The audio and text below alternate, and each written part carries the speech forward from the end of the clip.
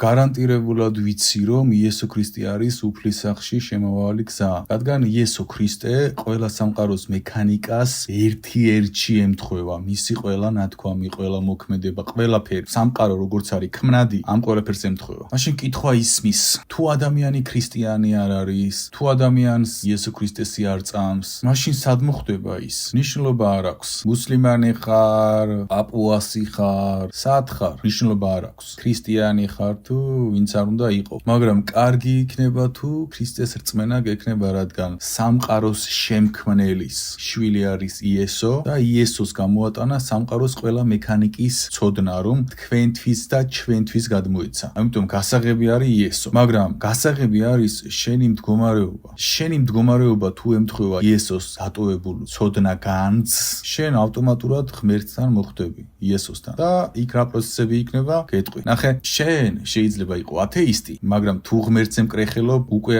ათეისტი ხარ შიგნითაც. მაგრამ თუ შენ ათეისტი ხარ და ღვთიურად ცხოვრობ, თუ ქრისტეს ცნებებს იცავ, ადამიანობა, კეთილსინდისიერება, ყველაფერი ის, რაც იესო ქრისტემ ჩამოთვალა, შენ გარანტირებულად იესოსთან მოხვდები. მერე გადაწყვეტ რა როგორ ქნა, მივალ მაქამდე. ბოლოს და ბოლოს, ვინ სად მოხვდება? მუსლიმანი სად მოხვდება? თუ იესო ქრისტეა გასაღები, ათეისტი სად მოხვდება? ვინ სად მოხვდება? ყველა იქ მოხვდება რა ხატითაც ცხოვრობს. მისი ფერი, შუქი როგორია ამის მიხედვით. და ნახეთ, ნებისმიერი ადამიანი უფლის სახლში შესვლამდე ბუფერულ ზონაში ხვდება. მაგრამ ბუფერულ ზონაში მუსლიმანი იქნება, ბუდისტი იქნება თუ ვინც არ უნდა იყოს, მას უკვე აქვს საშვი უფლის სახლში შესასვლელი. საშვი აქვს, ბილეთი აქვს და თავად წყვეტს შემდეგ შევიდეს უფლის სახლში თუ სხვა განზომილებებში გადავიდეს. არის განზომილებები, სადაც მაგალითად შამანები ერთად ცხოვრობენ, კოსმოსის ჯიბეები, სადაც ბნელები ერთად არიან, იქ ვიღაც ნეიტრალურები ერთად არიან, იქ ერთად არის, იქ ერთად არის, მაგრამ ნებისმიერ მათგანს, ნებისმიერს რომ შესთავაზო, შეიძლება 5%-მა ვარ ითქვას, მაგრამ ნებისმიერ მათგანს რომ იცე უფლის სახლში შესასვლელი ბილეთი, ნებისმიერი შევა იქ. მუსლიმანი რომელიც გარდაიცვლება, ბილეთი რომ კონდეს ხელში, პირდაპირ შევა უფლის სახლში. ყველას უნდა უფლის სახლში შესვლა. იქ უკვე სული რომ იღვიძებს ის წინა განსხეულებაში პაპუასი იყო, მერე მუსლიმანი იყო, მერე ათეისტი იყო, ანუ ყველაფერი იყო სული. სული არ ეწებება კონკრეტულ კონფესიას, სული ეწებება მდგომარეობას. უფლის ხატი ხარ თუ არა? ნებისმიერ განსხეულებაში სული ამას ცდილობს, რომ გახდეს უფლის ხატი, მუსლიმში იქნება თუ რაშიც არ უნდა იყოს და მიეცეს ბილეთი და ბილეთი ვისაც ეძლევა 100%-დან 99.99% შედის უფლის სახლში. რადგან ყველას იქ უნდა, რადგან იქ არის სიცოცხლის მთავარი მდინარე. ეხლა ბევრი კითხვებს დასვამს და საწინააღმდეგო აზრებზე წამოვა. ხალხო, გააცნობიერეთ, როგორ უყურებს უფალი სიცოცხლეს. მაგას ჩვენ ბოლომდე ვერ გავაცნობიერებთ, მაგრამ მარტივია რაღაცის პასუხი. უფალს არ აინტერესებს შენი მიწიერი კანონებით რაზე ილოცებოდი, სად იყავი, როგორ იყავი, შენც ილოცები, ხო, ქრისტიანი, მართლმადიდებელი, მაგრამ გამოდიხარ და კოშმარებს აკეთებ. ამის გამო უფალმა გარანტირებულად უნდა მოგცეს, ეს ჩვენიანი ყოფილა. შენ თვლი რომ ღმერთი სამართლიანი არ არის, მაგით. შენ თვლი როგორ იცი, ღმერთი სამართლიანი არ არის ყველას მიმართ. მარტო ქრისტიანის მიმართ არის, ესე ფიქრობ. რადგან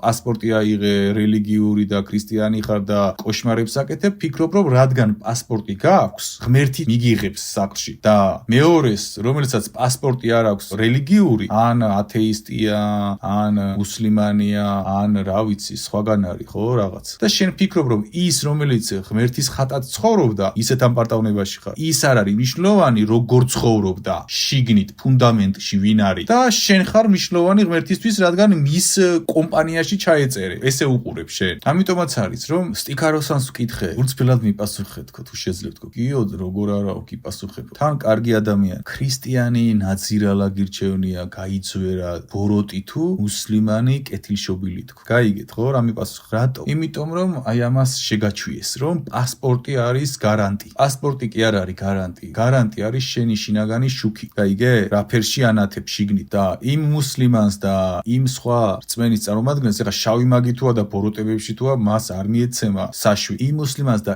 იმას ხვებს საშვი უკვე მიცემული აქვს თავისი ცხოვრების მდგომარეობით და როდესაც გარდაიცვლება, ის აღარ სვამს კითხოს, მე მუსლიმანი ყოფილი ვარ, ათეისტი ყოფილი ვარ, სული ყოველთვის იყო ღმერთის რწმენაში. ყოველთვის. და რა მაგარია საშვი ავიღეთ და ის მუსლიმანობასაც პატივს ცემს ის სული, კაცო. იმით მიაღწია საშვს. გესმის? იმას კი არ ივიც იწყებს იმ რწმენას, იმითაც ცხოვრობს, ისიც უფლის ნაწილია. მაგრამ ჭეშმარიტი ნაწილი ქრისტეა. ეხა მიკერძოებულად მიიღებთ ამას, იმიტომ რომ ქრისტეა უფლის პირადი შვილი და ქრისტეს ნებისმიერი სამყაროს მექანიკის მდგომარეობა ემთხვევა სამყაროს კანონზომიერებებს, ანუ პირდაპირ გასაღებია და ამიტომ ვამბობ. და არა იმიტომ რომ მე მწამს ქრისტესი. გესმენთ? და ნახეთ, იქ რომ მოხდება არ აინტერესებს სულ მუსლიმანია, კრიშნაიდია, თუ ყველაფერი სუფთად აქვს, ბილეთი აქვს გარანტირებული და გამწარებული შედის ღმერთის სახლში. რადგან ყველას იქ უნდა, რადგან იქ მოხვედრა არის ძალიან რთული და რადგან ძალიან რთული როა კი არა, იქ ხდება დიდი პროცესები. ყველაფერი საუკეთესო რაც შეიძლება წარმოიდგინო და ვერ წარმოიდგენ ამ საუკეთესოს. იქ ხდება. ამიტომ ასეთ სულს რომ ეკითხებიან, აი შენ მუსლიმანი ხარ, აი შენ ის ხარ, ის ხარ, ის ხარ, აი საშვი გაქვს ხელში, გინდა უფლის სახლში შესვლა? სულს მაგ კითხვაზე ეცინება, იმიტომ რომ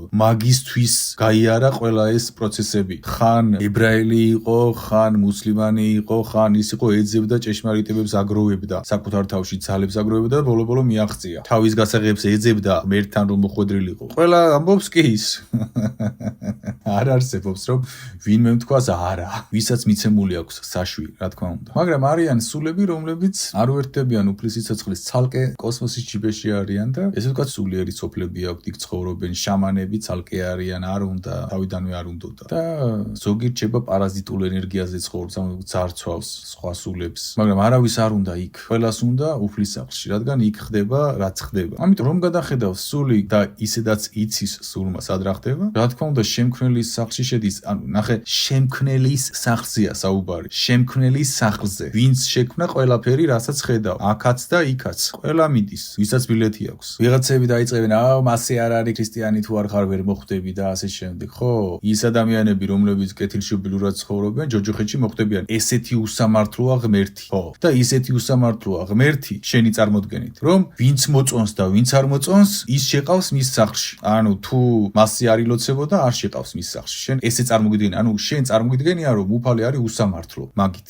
უფალი არის აბსოლუტურად სამართლიანი და უფალი აფასებს სამართლიანობით. განასამართლიანი არ არის ის, რომ ადამიანი, რომელიც ქრისტეს ხატად ცხოვრობდა, ის უნდა მოხვდეს ღვთის სახლში და არა ის, ვისაც პასპორტი ქონდა უბრალოდ. პასპორტს ავიღებ 2 წუთში თუ გინდა ეხა მუსლიმი გავხდები, რაც გინდა გავხდები. პასპორტის აღებას არაფერი არ უნდა და ვერ ხვდები სამართლიანობა რა შემდგომარეობს. ვერ ხვდები ჭეშმარიტად უფალი რით აფასებს. უბრალოდ ესე გირჩევნია რომ იფიქრო. გირჩევნია ნაძირალა ქრისტიანი აირჩიო, ვიდრე ღვთისკაცი მუსლიმანი. რატომ? იმიტომ რომ ამით საკუთარ სიმახინჯეს ფარავ. რატომ? იმიტომ რომ არასრულებს შენი რელიგიური პასპორტის მოთხოვნებს და გირჩევნია პასპორტით შეაფასო ადამიანი საკუთარი თავიდან გამომდინარე. ამიტომაც აფასებ პასპორტით სხვა ადამიანებს, მაგრამ ღმერთი რით აფასებს? შენ ამას არ ფიქრო. ამაშია შენი პრობლემა. თქვენ პასპორტებში ხედავთ საფრთხეებს. იქ ვიღაც იაღუველია, იქ ვიღაც მუსლიმანია, იქ ვიღაც ქრისტეს დამცველია, ვითომ და და თქვენი აზრით გარეთ რატომ შეგაშინეს ამ ყველა სხვა რელიგიების წარმომადგენლების და რატომ გეუბნებიან რომ პასპორტს აქვს მნიშვნელობა? იმიტომ რომ ნამდვილი ჭეშმარიტი მტერი ბნელი იმალება შენს ქრისტიან წინამძღვრებში. ვითომ ქრისტეს დამცველი რომ არის და გამუდმებით კამათებში და ამ ვითომ ქრისტეს იცავს, ვითომ ათეისტებს ასწავლის რაღაცას, ვითომ მუსლიმებს უმტკიცებს რომ მათი ღმერთი არავინ არ არის და ამ ყველა ჩხუბი და დემონურ მდგომარეობაში რომ არის და რადგან ქრისტიანი ვარო იძახის და ქრისტიანიც აღარ არის, უკვე ლუთერანიც აღარ არის, რა არის ვერავინ ვერ გაიქო.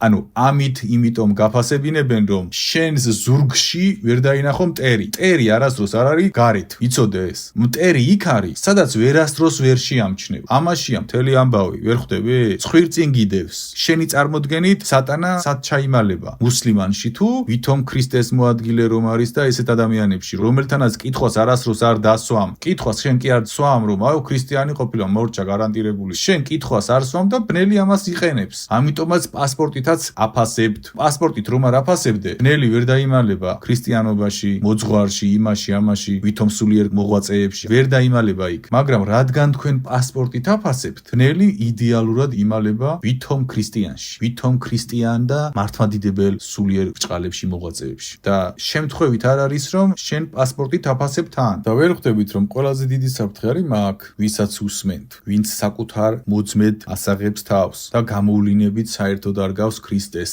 სადაც არ ელოდები, იქ იმალება ბნელი ყოველთვის. ამიტომაც ქვია ბნელი. ბნელია მისი გაძლიერების და ბატონობის ჭეშმარიტი ადგილი, სადაც ვერ ხედავ, რადგან თუ შეხედე, თუ მიხვდი, ვეღარ გმართავს. სადაც არ ელოდები, იქ არის. ამიტომ რელიგიურ პასპორტებს დაანებეთ თავი, არანაირი ძალა არ აქვს ამას თქვენთვის. ღმერთი არ აფასებს პასპორტით, ღმერთი აფასებს ჭეშმარიტად, სამართლიანად, ყველას. შიგნით ვინ არის? რა აკეთა? არის თუ არა ღმერთის ხატი. მორჩა. ივა სული და უფალო მე შენზე ამდენს ვილოცებოდი, უფალო ამდენს დავდიოდი ტაძარში, მამდენი ცხარი შევწირე, ის გავაკეთე. არ მაინტერესებს, შვილო. მომიტევე, არა. არ ხარ შენ აქ. არ არის ეს პასპორტი ჩემთვის ნამდვილი. მე მჭირდება შენი სულის პასპორტი და არა შენი გარეგნული მიწიერი რელიგიური პასპორტი. არ გაქვს შენ სულის პასპორტი, სუფთა. ხედავ რომ რელიგიური პასპორტი სუფთა გაქვს. მიდი ეხლა იმ მოძღვრებთან და მოგიგვაროს საქმე, შვილო. შენ ჩემი სახლის საშვის პასპორტი არ გაქვს, სუფთა. რაც გასწავლე, შვილი გამოგიგზავნე ამისთვის და ვის უსმინე? იესო ქრისტეს უსმინე თუ ვიღაც მოძღვარს, ან ვიღაც რაღაცას. მე შენ შვილი გამოგიგზავნე, შვილო. ჩემი ხელი და აღზრდილი შვილი გამოგიგზავნე და ყველაფერი გითხარი და შენ მიწიერი პასპორტით მელაპარაკები სულის სამყაროში. ხვდებით ახლა რაშია საქმე? რა ხდება ზემოთ? ამიტომ დაანებეთ მიწიერ რელიგიურ პასპორტებს თავი და უფლის საშვზე იფიქრეთ. შიგნით ჭეშმარიტად გამოიმუშავეთ უფლის საშვი.